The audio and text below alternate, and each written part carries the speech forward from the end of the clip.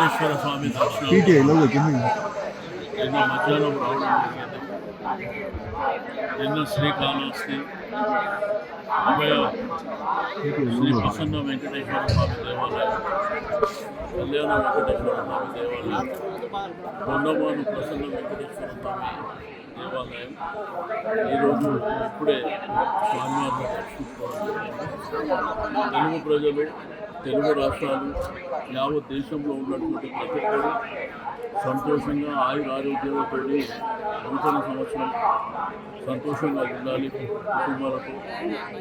రెండోది సంక్రాంతి కూడా ఈ 3-4 రోజులలో సంక్రాంతి స్టార్ట్ అవుతుంది. మనకందరికీ చాలా పెద్ద పండుగ సంక్రాంతి.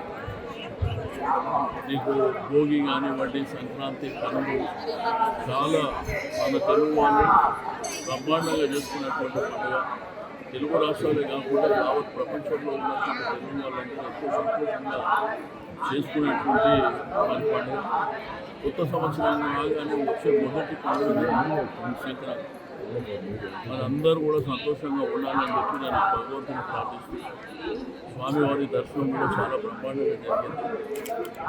మరి ప్రజలకు, భక్తులకు ఇలవేలిపోయినటువంటి శ్రీ వెంకటేశ్వర స్వామి ఎప్పుడు చూసినా కోట్లాది మంది భక్తులతో కలకలలాడేటువంటి ఉన్న కూడా వైకుంఠ ఏకాదశి 10 రోజులు కూడా చాలా బ్రహ్మాండంగా జరిగినటువంటిది మనకు తెలిసినటువంటిది.